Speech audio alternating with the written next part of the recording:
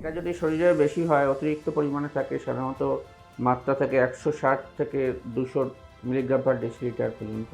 তো এর ওপর উঠে গেলে নানা রকম সমস্যা হয়, যেমন ইসকেমিয়া হয়, এবং খুব বেশি পরিমাণে হলে সেটা হার্ট অ্যাটাকও হতে পারে।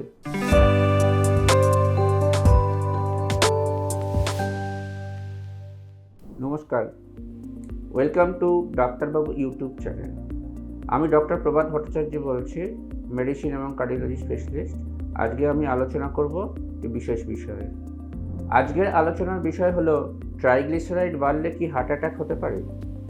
তো ট্রাইগ্লিসারাইড জিনিসটা সম্বন্ধে বলা দরকার। তাহলে ট্রাইগ্লিসারাইড হচ্ছে আমাদের একরকম ফ্যাট, শরীরে ফ্যাট জাতীয় পদার্থ। যেমন কোলেস্টেরল আছে, এটা অন্য এক রকমের ফ্যাট জাতীয় পদার্থ, এবং এটা যদি শরীরে বেশি হয়, অতিরিক্ত পরিমাণে থাকে, সাধারণত মাত্রা থেকে 160 থেকে 200 মিলিগ্রাম পার ডেসিলিটার পর্যন্ত, মানে এর থেকে বেশি, বিভিন্ন ল্যাবরেটরি বিভিন্ন রেঞ্জ থাকে। তো এর ওপর উঠে গেলে তাহলে ট্রাইগ্লিসারাইড বেশি বলা হয়। এবং এটা বেড়ে গেলে কি হয়, আমাদের রক্তনালী যেগুলো আছে সেগুলোতে জমা হয় অন্যান্য ফ্যাট জাতীয় পদার্থের সঙ্গে, ক্যালসিয়ামের সঙ্গে সব জমা হয়ে একটা লেয়ার তৈরি করে। সেটাকে বলে প্লাক বলা হয় বা অ্যাথেরোস্ক্লেরোসিস বলা হয়। এবং সেইটা কী করে, রক্তনালীটাকে সরু করে দেয় এবং তার মধ্যে দিয়ে রক্ত প্রবাহ কমে যায়। এবং আমাদের হার্টেরও নির্দিষ্ট রক্ত প্রবাহ আছে, যেগুলো করোনারি আর্টারি দিয়ে হয়।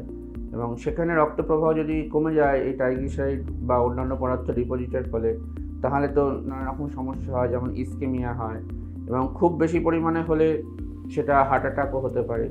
তো এরকমভাবে হার্টের ড্যামেজ হয়। তো এইভাবে ট্রাইগ্লিসারাইড জমা হয়ে আমাদের হার্টের ক্ষতি করতে পারে। এটা হচ্ছে সেই জন্য আমাদের ট্রাইগ্লিসারাইডের ওষুধ খেতে হবে এবং লাইফস্টাইল মডিফিকেশনের মাধ্যমে, খাদ্যাভ্যাসের পরিবর্তনের মাধ্যমে ট্রাইগ্লিসারাইডের মাত্রা কমিয়ে রাখতে হবে, যাতে হার্টের সমস্যা না হয়। নমস্কার।